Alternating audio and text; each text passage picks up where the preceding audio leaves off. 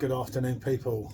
As you will have seen from the thumbnail, is hashtag Hackney Church Brewing, as the Pondering Man loves. It's a hazy IPA, and we've literally followed every one of them. Yeah. Pretty much reviewed most of them, unless you've drank them all first, over the last year and a half. And let's be honest, there's not been one that's been any in some way disappointment. No, they've all hit the mark. I'm hoping this one's going to as well. I don't doubt it for 1 second. I already know from Nigel House, shout out to Nigel, I know you'll watch the video, who actually brought 24 of these, enjoyed it so much, went and purchased another 48 to ensure they don't run out. Oh, good on you, Nigel. So yeah, this, he said, is just a tropical fruit explosion. So there you go. And Nigel knows his hazies, doesn't he? We've met Nigel personally. Yeah. Funny enough, in Gibraltar, wasn't it? Him and his wife Jenny are beautiful, lovely people. Yeah, not as nice as me, but no, they're all right. Right, anyway, he writes up on this. Things can only get wetter, which is things can only get better, as you know, is a juicy storm of tropical fruit, generously hopped with, no wonder you didn't want to read it, Kohia Nelson, Strata and Chinook. Expect masses of passion fruit, or you're in for a treat. An undefined citrus complexity in a fantastically fresh finish. Don't forget to vote. I'm not going to go into the election because we may be all different to each other. Anyway, Yeah, don't talk about politics. yeah, Stick it's to beer. It's a beer channel, not a politics channel, but very good. Again, as you would have seen on the And what was the thumbnail. percentage of this? This is 6.3% ABV, which is around what they are. But yeah, they always mix them round with the hazy IPAs, and I mean, Jacob knows his stuff. He's pretty much becoming a perfectionist, if I'm honest. I would say he's a perfectionist, yes. It's a good way to describe him. You know, you could describe him like George Michael was to music. No, that's not right, George. Pick your words carefully. John Lennon. There you go. Okay. Legend. Yeah, let's not go there, because anyway, he's damn good, is what I'm saying.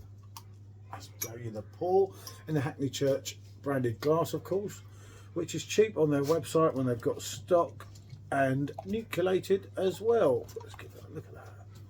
Give it a little. Dog's even getting excited. Oh God! Look at that. God, I don't know. I can smell that from here. Yeah, I was going to say. You might quite get a little bit of a buzz there. I didn't bring the other phone to get a picture of the beauty, did I? Too busy to get out here. Oh no, I'll do it. Let's have a snap of that. Yeah. There you go. Well, oh, it's got me in it though. Oh well.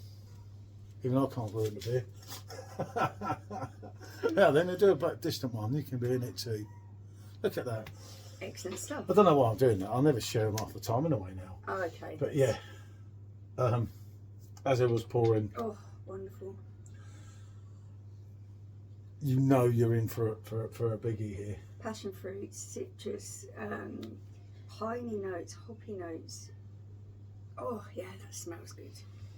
And again, the trouble with these, it's like when we did the Agadir. The ABV's just hidden and they're just dangerous. And you enjoy the taste so much, you just want to keep drinking. I can't really session on IPAs too much, can I? But some of these hazy ones, oi, shush, doing a review. How dare you? There you go, and the door's going to go. No, it's not. But yeah, but these are just so addictive. You kind of want more, but I don't know. I'll let you go first. Thank Oh, you. he's come in to join in Well, the this review. looks wonderful. The colour is amazing. It's a really nice orangey kind of glow to it. Lovely and hazy throughout there, isn't it? It's what you come to expect. As I say, I did see Nigel gave me a little review through Facebook Messenger, because obviously he tried his first. God, Jesus, you just know from the smell.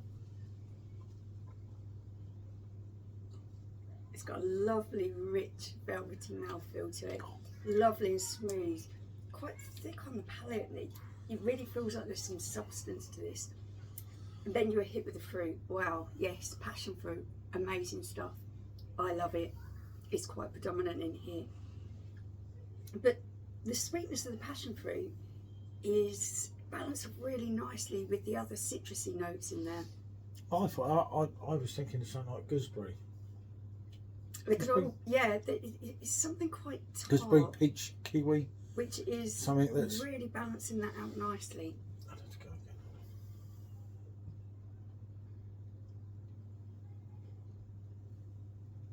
Oh Jesus, that's got some. A mild to moderate carbonation. That's just stinging those flavours around your mouth. It's throwing them at you. That's the problem. I mean, you could, if we didn't go here, we'd drink this between us in seconds. Within the well allocated time of doing a beer review, which, as you know, can cause you. Blow down. I love the finish on this as well. I'll have to get that in. There's a slight dankness, pininess at the end there, and a nice soft bitterness at the end. Which you don't hit you too bad on the hops. You're like, oh, and they spoil it because of the aftertaste. I quite like that. Oh, I don't like that much. But as you know. This particular beer is really hitting the right notes because you've got the passion fruit there. It's giving you the sweetness. You have got the zinginess that you get from citrus fruit. I'm almost feeling like there's definitely something lemony. Maybe peach, apricot, gooseberry. There's loads of it that you can kind of that he thinks there, but something's a little bit more tart that's balancing that off, and then you've got that nice finish with that subtle bitterness that is really just keeping the balance all the way through. That's absolute cracker again, isn't it? It's as I said as we started the review, these reviews come easier. Now this is like the days when Perfect Draft. Every keg, you knew that they were testing it right, and you kind of knew. You got into the routine with Perfect Draft at one stage. If you think back 3 years ago, where you knew it was going to be a cracking keg, and it carried on and on and on, and then, well, somewhat things changed. Yeah, the end note on that slight dank pininess really is pulling the whole thing together for me, giving it a wonderful balanced taste. But every time you try something from me, as I said before on a HAZY IPA, what worries me sometimes is they start to become samey. This one isn't. Oh yes, some of the other brews, there was a certain one we did last week that we didn't share because we should have probably shared it because it was only constructive criticism, but there was just various things, and I said, well, it's unlike, and it was just like, I don't know, but we chose not to, so that's how it is, isn't it?